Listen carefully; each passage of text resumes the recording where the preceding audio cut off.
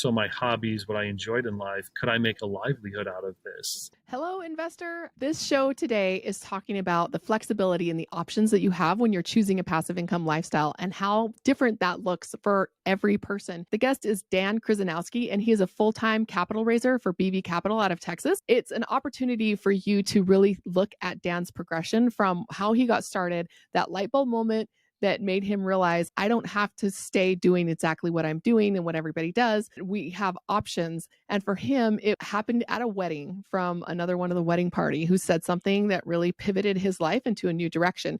So he takes us through that journey of what that looks like and how he's now reaping the benefits of that by being self-employed, building up his passive income so that he can really sit back and think about, how do I want to spend the next 10 years of my life? What do I want my child's childhood to be like? Figure out what that looks like for you by listening to inspiring stories like from Dan, knowing what questions that you should ask to get to the result that you're after. We have done it, and I know you can do it. So stay tuned and enjoy the interview with Dan, where we look at all different ways that your passive income adventure can be like. Welcome back, passive investors. Dan Kryzanowski is in the house today, and he is a full-time capital raiser for BV Capital out of Texas. He is from my adopted hometown of Austin. We lived there for 20 years. He's been returned there since, I guess you said 2011, was it? Yep. So we did overlap during our time there, but we did not know each other when we both lived there. Dan, fill us in on how you went from having a job over to being a full-time capital raiser in your own business and the goals that you have for going beyond that and becoming, hopefully, like the rest of us, eventually full-time investors. Absolutely. Great. So first, great to see you. And it's great to be in Austin, Texas, as we say. It's snowing out here. 80 and sunny in January. What can I say? Nice. I grew up in Scranton, Pennsylvania. My mom was a social worker. My dad was a high school principal. You can fill in the blanks for the Robert Kiyosaki book. My grandparents were first generation. They were a generation of entrepreneurs. My mom's father literally traded slabs of meat for textiles so they can survive in the 1930s. Very common in the non-English speaking communities back then. But these folks had balls. They had grit. However you want to call it, they had all that. And I think as life played out, our parents' generation, the boomers, had it a little bit different. With that, I had this kind of dual exposure, but maybe because I was a little too book smart, found myself at Wharton for undergrad, did the Wall Street thing, did my master's at Thunderbird, and then found myself at General Electric. And I joke with the youngsters on the call, this company, GE, not too long ago was the best in the world, and everybody really wanted to work there. They had a great training program, all that good stuff. And that was my life. Up until age 30, the math is real simple. 2008, I had good degrees. The resume looked great. The world was my oyster. And the benefit from going to a top-rated finance and international school was the expat sort of career, which I think my mindset was on from, frankly, just an enjoyment, a work-life balance. When I went to grad school in Mexico, I came back with a bottle of tequila and a wife, and was told I am not the first person to do that. But now that's been fine. And we have a son, and life's great on the personal side. But yeah, 2008 was an inflection point. I had my first taste of Austin. I had a gut feel to stay, went against my gut. And when you do, I'm learning that kind of things take a good 2-3 years to normalize per se. So I found myself back up in Connecticut. And this time I felt I didn't have to give all of myself to the man, as they say. And it was very frustrating to be capped, what your bonus potential was and everything. Something just felt really off. And the biggest thing for me was it just felt so odd putting so much in retirement and having it go into the Fidelity year 2040, 2050 fund. Something was just all of this was off. So long story short, in 2011, I came back to Austin, which in hindsight, I call one of my eat, pray, love sort of weekends. Night festival at Zilker, a rainy street when it was all of 3 bars and 40 condos, a million food trucks, and all that $20 drinks. And got a job, gave my notice. GE said, good luck in life. We went to Peru for 2 weeks. I experienced the endless winter in Connecticut and then the 100-degree summer here in Austin. No rain for 5 months straight, all that good stuff. But for me, it was fantastic. And I think just by being in a city like Austin, maybe not the new Austin, but especially the old Austin, has that entrepreneurial, has that sort of gritty feel to it, which is fantastic. So with all that said, it's almost, you have these unconscious moments where you can kind of do something now because maybe you're not in a certain place. And I share that because a lot of our friends that work for a bank, a financial advisor, you may be literally tied for what you can invest in or not. And you're really jonesing to get onto this side, whether owning property, especially investing passively, you just don't have that. I had some sort of guardrails when I was back up working on Wall Street, especially, and then GE. Coming to Austin, though, all of that was off. You go into an office where a third of the people have the company logo tattooed on them. Let's just say compliance was not as heavy per se. And I found myself investing in bars and restaurants before the Jobs Act, doing the equivalent of crowdfunding. My big light bulb moment here in the early 2010s was I was co-best man in a wedding. And I asked the gentleman what he does. And he says, flip houses. I said, okay. And then he said 15%. Then I got excited.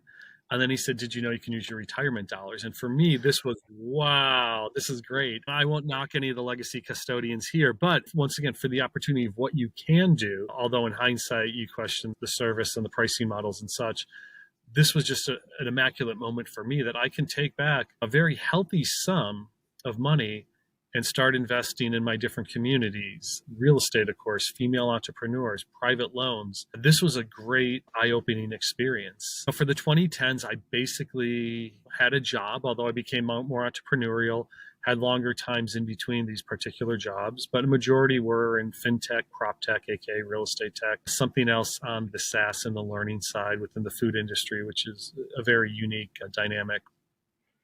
But something else that helped me on this journey, I'm just about to hit my decade anniversary at Sparefoot. So for us folks in Austin or early members of the Capital Factory, Sparefoot was frankly the first success. This was the aggregator, the hotels.com of self-storage, which rewind a decade, even more of, I'd say, the established outfits and storage maybe had a website at best. And when you still take into account of the 50,000 or so storage facilities, still 35 to 40,000 even today are owned by mom and pop. So there was putting something on the internet, as they say, was a huge leap forward. When I joined, we were 5 years into the journey and folks said, what are you doing for me now? You got me up to occupancy. You're charging me X thousand a month. So this was, the nice thing was taking advantage of all the skills I learned at GE and otherwise. I'm an account manager before, and then basically building out a team, doubling revenue. And most of all, as an investor, really meeting who I felt was the top operators and marketers in the storage space. Fast forward now, I guess 2021 or so, a gentleman, good friend and mentor of mine, felt was one of the tops. He went on his own, built out a portfolio. He exited for him and his colleagues for 9 figures to one of the REITs. So it was a great story.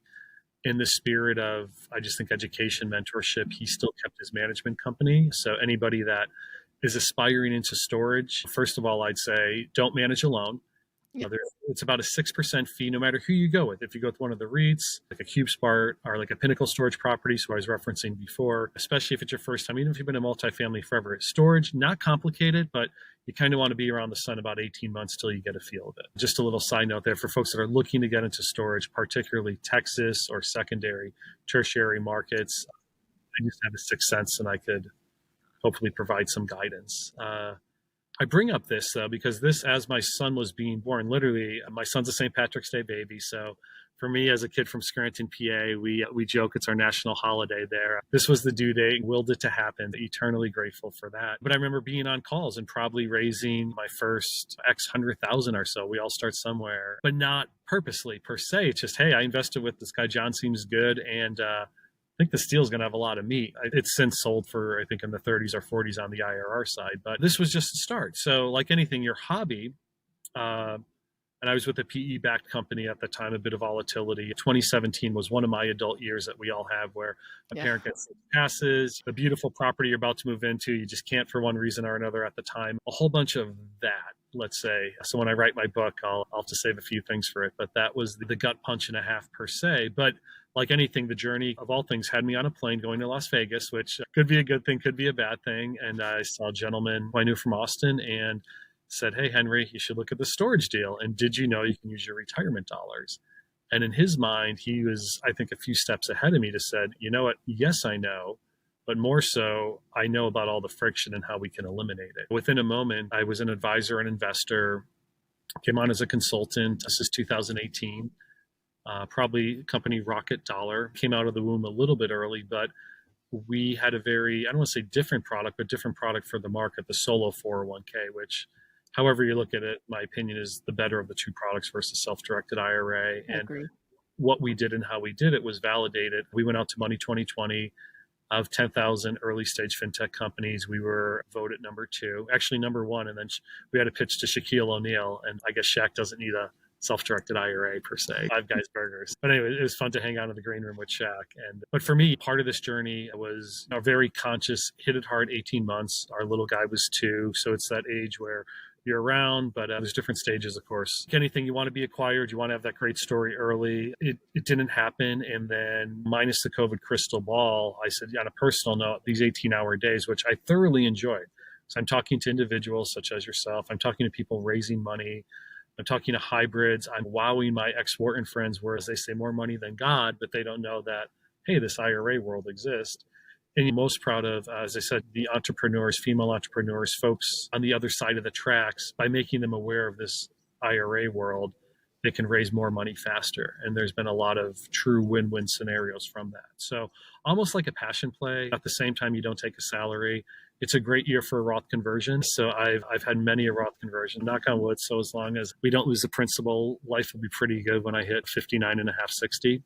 But yeah, with that, COVID hit, and you take a little step back to say, hey, what I was doing, more so my hobbies, what I enjoyed in life, could I make a livelihood out of this? And I was fortunate because during my tenure with Rocket Dollar, like you, we were at Bigger Pockets, Jake and Gino, you name the shows. I was fortunate also to attend a fair number of family office shows. And I had this benefit to talk to probably up to 1,000 sponsors, at least 500 in the real estate space. I wrote little checks, maybe about 10 or so, 10, 15. And then decided just, hey, I'm in Texas. Texas is a great story, I feel.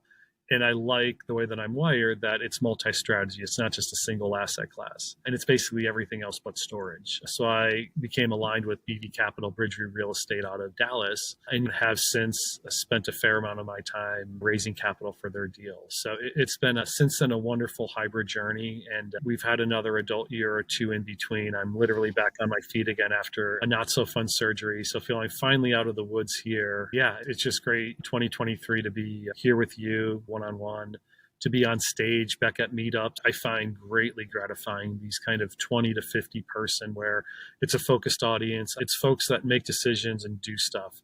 We say they're real estate investors, not real estate entrepreneurs. And I'm not knocking the entrepreneurs, especially if you have the means, you probably should be an investor soon. But with that's the focus. As I said, I feel BV, because the partners have been through so many cycles, the days of the easy 8 pref, 20 IR value add, they're going to be a little tougher to come by here in Texas. We made a real strong focus to go towards development. Likewise, we feel industrial strong, especially in a state like Texas. We've been paying distributions for 24 consecutive months. And then separate from all this, a lot of folks, probably some of your audience, has owned a few properties, or their parents have, and they just don't want to deal with tenants, or they're tired of it.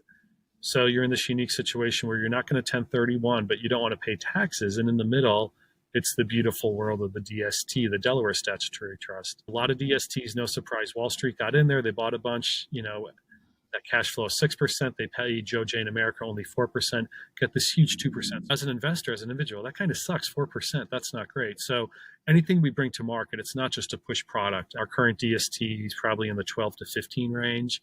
I know that's silly returns, but it's still, the next one will probably be at least 8%. So if you think in benchmark terms, like 2x the benchmark is pretty wild. So we feel this is a 1, 2, 3 sort of punch. And then finally, I've been very humbled that because of my time in storage and the checks that I've written for folks in storage and groups that I've spoken to, that personally, a lot of folks come to me for advice, to the point that a fair number have asked, hey, do you want to come on board to one extent or another? I joke, my buddy John did great. I'm looking for my next John out there, particularly potentially on the GP side, myself and one other. You don't want to have too many people taking the GP pie, but I feel this is the right time and place for me to capitalize on my self-storage journey. So throwing that out there for the world here for 2023. There's a lot of directions we can go from that. One thing that jumps to mind, I want to back up a little bit. I had an experience when I lived in Austin. I look at all the missed opportunities that we had in Austin, that it took a cross-country move for me to get that thing pounded into my head to say, hey, things can be different, life can be different. But looking back on the first experience that we had with real estate investing, our neighbor actually owned A1 storage, and they would develop Class A storage facilities around Austin. He's since sold out and the names are all changed, but he was always encouraging us to get into that. And we never really did. We never really took the time to take him up on his offer and figure out how to do this, because he wanted projects he could invest in. He wanted other people to be doing the work, because when you've been a GP long enough, you realize it's pretty active. Yeah. Your general partner or managing partner, it's a lot of work. And so he was looking to maybe pass on some knowledge and somebody that he could develop a relationship of trust with and invest in. And we just completely walked away because we didn't understand financing. We didn't understand how to build something or put the teams together, any of that. It was too much partnership. It was too much borrowing money. And we were just very risk averse at that point. But it reminds me of that moment where you're standing at a wedding and somebody says, hey, did you know that you can invest with your retirement account? And suddenly the lights go off. And our lights going off moment, looking back, it should have happened earlier than it did. We had another one where somebody came to us. He's a real estate investor, and Robert Allen, No Money Down, is his uncle and taught him how to do it. It was not like this was just somebody fly by night. He was full-time and very experienced and been doing it for a while and had a great network around him. Asked us if we would give him a hard money loan or a private loan, and he offered us 10% return on this note. And I thought, well, that sounds too good to be true. And we ended up turning it down, even though I knew who he was, I knew who his family was, and I knew his experience. It just sounded a little risky, too good to be true, 10%. So watching these moments just pass you by over and over again. And then finally somebody saying, did you know you can invest in real estate with your retirement account? And that was the big turning point for you. So can you tell us what you're working on right now? That turning point led to that. And when your eyes are finally opened and you take that first leap, and then fast forward to where you are now, it helps the listener to think, this guy's just like me. I've had those moments just like Emma has missed out on. My eyes are now open and I'm listening to podcasts and I'm learning and all that. So take us to where you are now and what you're working on right now that has all been the fruit of that one eye-opening moment. Yeah, thank you. I said, first and foremost, honestly, that I had some surgery, car accidents, is that to be back on my feet in front of a stage to educate folks, to a lot of people. And listen, I recognize a woman I talked to, she was an exec at Johnson & Johnson, had a few kids. You don't really have time for podcasts. The fact that I can sit with her and just the relief on her face, but knowing her DNA and interest, and I think all the folks in her network, whether to still say at J&J or otherwise, that's just such a huge sort of win-win. So as I said, I'm looking at much more, call it micro, but highly impactful is where I see myself this year. And a lot of this is pro bono. Obviously, it's for the education that you want to share. Secondly, I've written a fair number of checks. I don't like sitting on cash. I like being, as you said, the guy who's not the GP, who's not in charge. I like being the passive investor. I had a great discussion with the executives at Preferred Trust out of Las Vegas. I think, wow, what an amazing mind, how compliant they are. The team is great. Matt Sorensen came here to Austin for a 2-day real estate tax summit. He hosted, him and Joanna Garzilli. I think the team is fantastic at Directed. And obviously I'm still very bullish on Rocket Dollar here. And there's others in the self-directed industry. These are just 3 that come top of mind that I have associations or my personal accounts with that I will continue to invest. And as I said, it's going to continue to be certain entrepreneurs. I still do 50 mentor calls at Capital Factory a year. It's kind of the downtown startup mecca here in Austin. We've spent a lot of time at Capital Factory over the years. Great incubator. I've met we do invest in tech startups. And so we've met some great people through that entity and people coming up with some really innovative ideas. Yeah, no, it's time. I've been fortunate to write a few checks, true early stage, even pre-revenue at some of these. Yeah, and then I said, I'm excited for BV. I purposely aligned myself with what I like. The commonality is we feel is that a majority of our properties take an industrial portfolio, never shut down during COVID. And then secondly, mission critical to the operations of the business, which means if stuff really hits the fan, these businesses either choose to pay their bondholders or pay rent to make more widgets. They're going to do the latter, and we're the ones getting paid the rent. But that said, I feel a lot of things. But yeah, otherwise, I'm excited. I'm learning of things I never thought about, like impact fees and sewer lines and different things that, frankly, make or break, particularly a development. I was sitting at a lunch here today. A colleague of mine, when a house, I don't want to say burns down, but the term was basically the frame is still there, but everything else is burnt. He's the expert in this. And just hearing of you're basically doing a new development, but on an existing frame and how the insurance plays out. So I'm not going into that. Just want to be clear, but it's cool to know about that. And as I said, I can barely change a light bulb. So to have things clean, new development, and I share that holistically because I think now that we are feeling some collective friction, rates are up, different macro things going on for the first time in a decade or 15 years. I feel confident being with a very experienced team that, if anything, maybe wasn't as big and sizzly and on every sort of email and every show in the last 2-3 years. But now I think this is the time where it really, at least for myself personally, pays off. Both after talking to fellow accredited investors, smaller family offices that say, yeah, I like Texas development. Even with all my money, I can't get in. There's reasons for it. There's a lot of reasons for that. So putting those connections together, I think being part of this dream, part of a community that, X hundreds of families and young professionals can move into, for me, that's pretty impactful. Seeing everything close to me, that's where my head is at this year. And finally, am I at the point with passive chips to fully retire? No, as I said, I may have overweighted myself in the retirement and in the Roth retirement over time. That said, what I'll make very clear, since December of 2019, I've never have had to work for somebody else, whether it's a W or otherwise. I've had full control over my schedule as my son has gone from a toddler up to losing his 2 front teeth and all that good stuff. I've never had to miss anything. I've been able to drive my schedule, which I think that's what I consider financial freedom, frankly. It's not, hey, we went to Peru for 2 months and that's great. If you can do that and the money comes in and that's what you want and that's what you're called to, that's awesome. But I view it from a time perspective. And another stereotype of Gen Xers and boomers, or more the Gen Xers, rich dad, poor dad.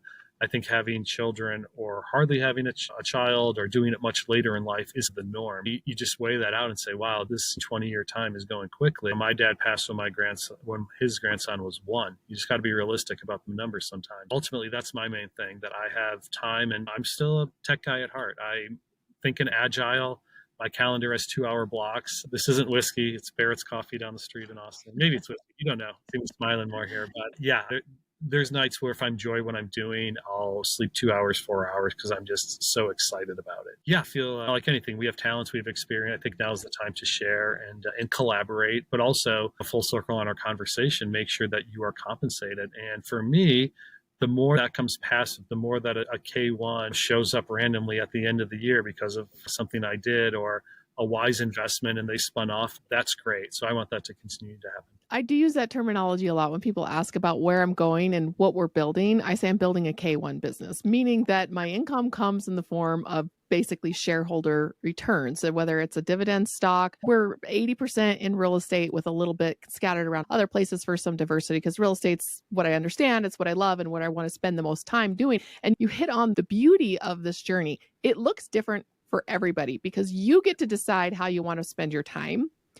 And if you're working for somebody else or you're living paycheck to paycheck, you lose that luxury. You lose that privilege. And so the ability to say, this is how I want to spend my time is really what the passive income journey and the passive income adventure is all about. I know people who love owning businesses and they love, it's just like when you're building a building, like what you mentioned, how many families are going to move into that building and what a beautiful thing it is for you to be providing housing for that many people looking for a great place to live.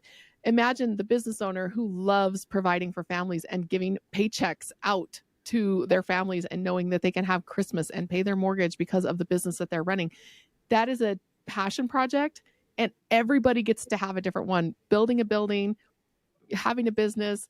For me, because I have a large family and we're homeschooling, I want to go on a physical adventure. Like you said, the Peru for 2 months is where I'm aiming. But as I've been doing these interviews, asking people these questions, the amount of variety of answers of where people are going on their passive income adventures has been eye-opening because we all get to choose what that is. And so can you tell us more about what it is that drives you, your why, that when things get difficult, when there's a shiny object and you're thinking about maybe jumping over and trying that, what keeps you grounded and focused on your journey that helps you through hard times or helps you through distracting times? Yeah, I'll probably sound like the annoying grandparent here. My son's awesome. He's great. I'm sure every parent could and frankly should say that about their child or their children. But he's a Pisces, and my wife's a Pisces. He's trilingual at this point, multicultural. I've had the benefit to work with folks with similar life experience, maybe one parent Mexican, one parent is. And so you recognize why some of these things happen or why you get different earlier in life for this. My main thing is to ensure that he can have experiences in a safe way. I think every parent would want. I think it is very specific why they say life, liberty, and the pursuit of happiness. And I get it, like namaste, we can all be happy. But I think the third is more the pursuit of the experience. You're not always going to quote unquote win or get the first place, but can you have that experience? And I said, we've been looking back at our 2022, he met who I would consider the whole family on both. We had folks fly in from Asia. We spent time in Mexico. We were up and down the East Coast. I was able to do that because there was enough passive income. Were we staying at 4-star resorts? No. Did we have some nice nights? Sure. We in Guadalajara, we had a 270 of a 360 panoramic in a pool. That's pretty cool. You know what I mean? So I think you pick where the most impactful sort of moments are there. And I said, just my learning what I did at GE, and I have my PMP, project management professional, being around tech folks and agile. My nerdy sense is I can really plan this out, I think, really well. That some of my family members, I don't know how you did that much in 10 days in the Northeast when it was like negative 40 degrees. It's like, well, you got to do New York City, and you got to let your son go into Times Square and hustle somebody or try to hustle somebody in chess as a 6-year-old. It's just, why not? Part of the experience. So yeah, I don't want him to have any sort of poor dad mindset. I don't sugarcoat it that at the end of the day, your mom and I, we work for ourselves. It's very different than other parents. And that's why you and I hung out at a Tuesday at 2:00. But at the flip side here, I haven't slept in a day and a half, and I'll be home at 10 tonight. But I'm purposely choosing to do that when it's just an average day, not to miss something on his end. Yeah, for me, I said I've been fortunate to travel to a bunch of countries. I live and study in a few different countries. So I don't personally, frankly, need to do any of that, at least in the near term. It's more, I think, having the optionality. And for me, it's just about the flexibility now. That's a value to me. That sentiment has been echoed to me several times by investor friends of mine, especially fathers who would normally be leaving the house to work for 40, 60 hours a week when they're home and they're around all the time because they own their own business and they're investors. And they say, I'm wondering about raising my kids with this skewed view of what it is that fathers do, that they're going to think that this is normal. And I was like, what's wrong with them thinking that this is normal? It actually used to be normal. I remember even my great grandparents, they had the farm and the kids would be out on the farm with them. Or on my husband's side, they had a store and they lived above the store and the kids were up and down the stairs to the store all the time. That's normal. I think what we're living with right now with this mainstream 40, 60 hours a week with one or both of the parents being out of the home long term, that's the unusual thing that we're doing. And for you to recapture that and recognize that having that, the best word, optionality, having the flexibility, having the freedom to be able to make those decisions is the goal of the passive income journey, whatever that looks like. And why I really suggest, this is my PSA, especially for folks that probably have a few more zeros. I love this term, engineers. Sorry, guys. I'm one of those. My dad was one of those. Hey, all of us, it's. I trust me, I probably am one, and I'm bald. So there you go. So we got it all. But no, I mean, with that, for folks that are relatively well off and are still going to the 9 to 5 or the grind, I would suggest to stop it. Frankly, listen, my dad he had a little trophy that said perfect attendance for so many years. Now, listen, I was very fortunate because after school, he'd be there for me. He was at all my practices, all my games. My mom was fantastic in her regard. We had a great neighborhood in Scranton, PA. It was, I think, storybook and perfect that it cannot be the same for what we're trying to do in a city here in Austin. It's going to be different for my son, but there's still a lot of positives. Anyways, I share all that, though, but because my dad had this 6 to 4 everyday sort of schedule, 5.5 days a week, his late 40s, he started having heart issues. He did retire when I was in college, but I think it's just, for what, a little trophy? It wasn't, and especially when you're at a pension job, I get it. You want to do good. You have pride in what you do. Maybe take a day off, maybe take a nap. There's different things that, and listen, I have great empathy for folks that have to work 1, 2 jobs, and whether it's behind the line cooking or otherwise, or especially folks in the medical profession that have the 4 times 10 or 4 times 12 hours. Huge empathy. But if you don't have to, that's the thing for our corporate friends out there. You probably have there was an old joke at GE. Is like, how do you get paid a lot working for GE? You quit and then you charge 3 times as much as a consultant. There's one gentleman, and I can picture him because I see him on LinkedIn every day, but he said, I worked for Uber, made 50 or 100 a year, and now I work a third of that time and get paid 3x. He said, here's the niche, here's the pain point for a certain segment of 50 companies, and I call on them, and each one comes to me, and you got it. So it's not that hard, but I think full circle in our conversation here, it's the being an entrepreneur versus an investor. Have you written that check before? Have you talked about it, but have you actually written that check? Some of it's literally writing that check. Also, I'd say if you've been W-2 forever, have you tried a side gig? Would you be comfortable with that? And you need a side gig to have a solo 401k. And that's the first step for a lot of people when they realize you can invest in your retirement account, but then you have to pay all of these debt-based taxes in the self-directed IRA. That we have a self-directed IRA. My husband was W-2 for a long time, but because of our side hustle, we were able to get a solo 401k and not have to pay those taxes that made money on debt. And that first experience with the side hustle and the self-directed retirement account through the 401k, that's the opening, like it was for you, for a lot of people to realize, I don't have to do it this way. There are other ways to do this. So that's a beautiful entry. It's the gateway. It's the gateway SDIRA. Yes, I love it. Love it. I always want to ask, what is your next passive income adventure? What is it that you are working towards? Whether it's a bucket list vacation or some business goals that are really challenging you, what is it that you are working on or want to do that you wouldn't be able to do if you hadn't chosen this lifestyle? Yeah. One, I want this to be a good year, physically and mentally, through no fault of my own. I'm finally, I don't know if I'm 100% there, but probably about 80 to 100. And the last 2 years, I was not. I said we go through different cycles of life. So that I'm more, I'd say, mentally than physically close to par, excites me again to say, hey, could I be exceptional, or could I do what I feel is exceptional work as a capital raiser this year? I'm excited. It's almost like a team when you're down a few linemen or a few receivers. It's okay, I can finally give it a go this year. So that's my focus, especially for the next, I'd say 6 months. Definitely. First half of the year, it's pretty heads down. That's where I want to go.